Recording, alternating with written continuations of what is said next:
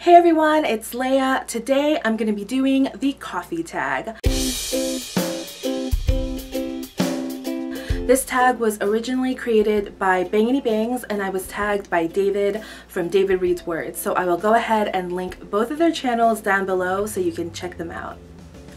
So this tag has 8 coffee and book related questions, so let's just get started. Question number 1, black coffee.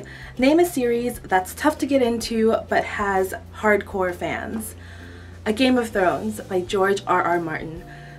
I know a lot of people have a hard time getting into this book because of all the points of views and all the characters, but I mean, once you familiarize yourself with them, the story is amazing. It's so much better than the TV series because you get to know the characters a lot more and the story is just a lot more involved. So if you haven't tried reading this book yet, I highly recommend it. Question number 2, Peppermint Mocha. Name a book that gets more popular during the winter or festive time of the year. So I know this is going to be a pretty popular answer, but I have to say the Harry Potter series by J.K. Rowling. This book has really great Christmas scenes in it, and I love reading this book, especially when it's snowing outside. It makes me want to read Harry Potter again. Question number 3, hot chocolate. What is your favorite children's book? So I received this book when I was a little kid and I used to love reading this book over and over again, and I still love picking it up every now and then because it's just so nostalgic. And that is A Light in the Attic by Shel Silverstein. I love the crap out of this book. It's pretty beat up. I mean, it's broken. It's broken. Yeah, that sucks. But maybe I can just glue this back together because this is the only part that's split open. But yeah, this book is very near and dear to my heart because this is probably the oldest book I've ever owned.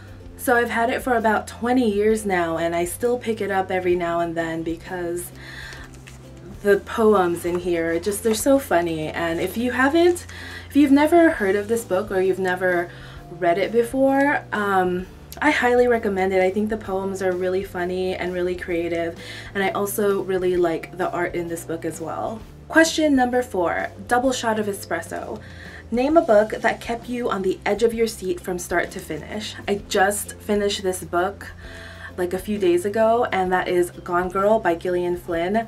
This book, it was exciting from start to finish and it kept me at the edge of my seat, and when I finished it I was still kind of, I don't know, this book did things to me. It kind of screwed with my mind. This book is just really exciting and I highly recommend it. If you are in doubt in reading this book, just pick it up, just start reading it, and yeah.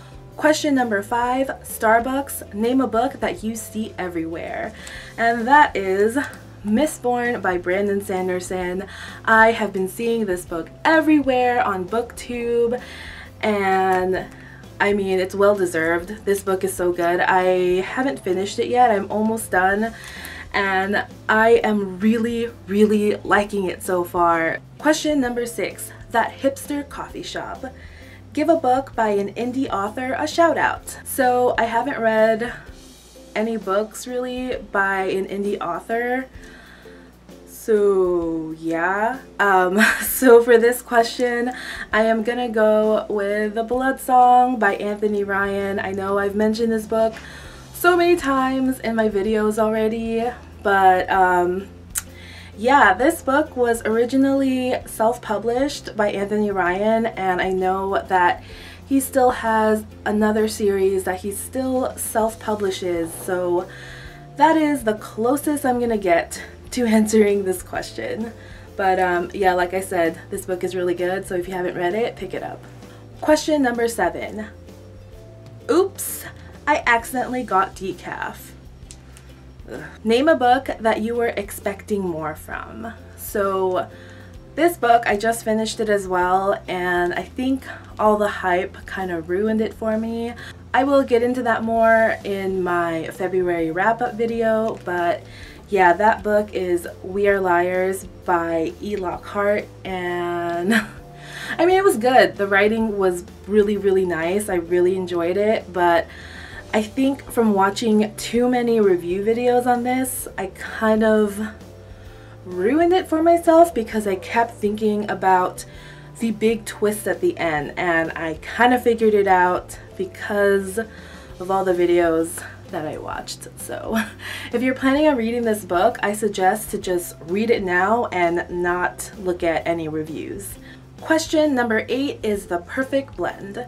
Name a book or series that was both bitter and sweet but ultimately satisfying.